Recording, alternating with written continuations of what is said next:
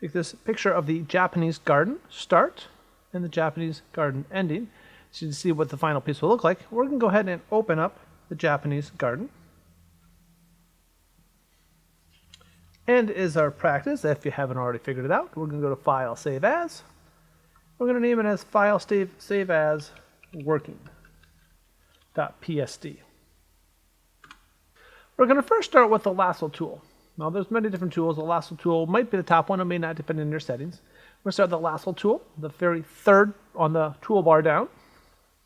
We're going to drag a selection with the little marching ants, the marquee tool, around this big rock on the left. Now, depending on how good your mouse tools are or not, it may not be a perfect selection, and that's okay. Something like that. Now we're going to start with dragging a selection around the rock. Now, depending on how good your mouse tools are, it may be easy or it may not.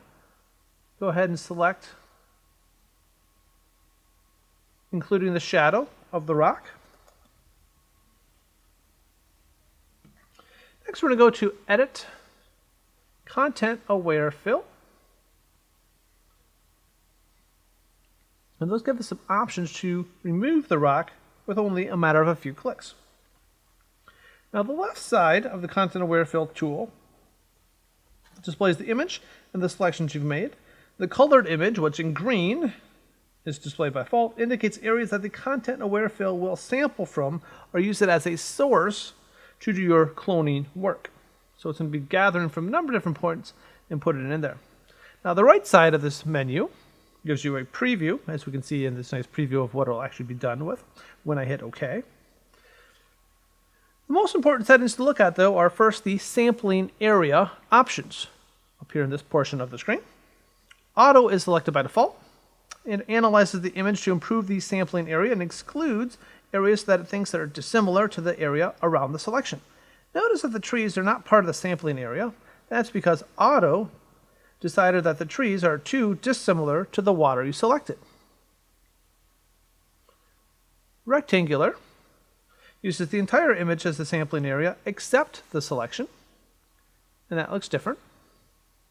Now, Custom doesn't apply any initial sampling area. You use the sampling brush tool and you manually paint the parts that you want Photoshop to use in the sampling area, which will be over in this selection. It gives you more control over the whole process.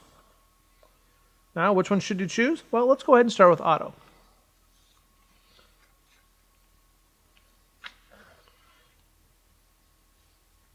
Now, if it works well, this will give us the least amount of manual retouching. We can try some of the options when Auto produces results that aren't easy to work with, but for now, Auto is doing a pretty good job. Now, in the preview panel, we can see that parts of the selection still aren't significantly convincing. You can use the sampling brush to customize this area further. Remove maybe parts that are not as needed.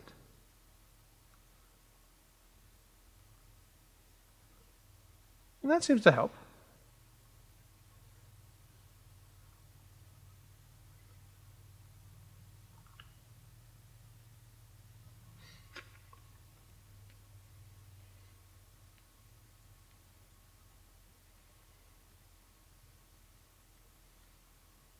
Now we're going to go ahead and press the bracket key, which is right next to the letter P on the keyboard, to make it a smaller brush, or we can click the next bracket key next to the Enter key to make it a larger brush to control how much is being selected or not. We're going to go ahead and make it about 175 on our brush stroke side setting. We can see that in the Options panel. Or we can go ahead and click and drag to any size that we want.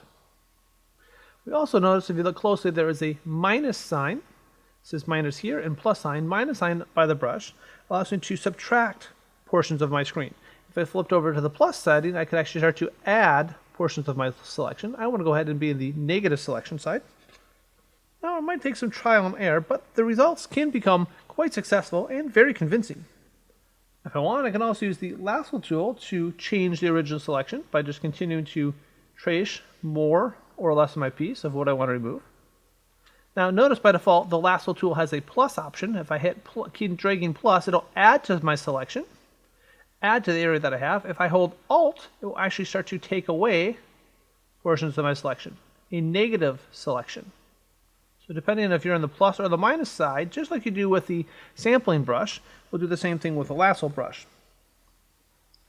Now we can go ahead and we can adjust the fill settings over here in the right corner. For this exercise, adjusting the color adaptation setting should be the most useful.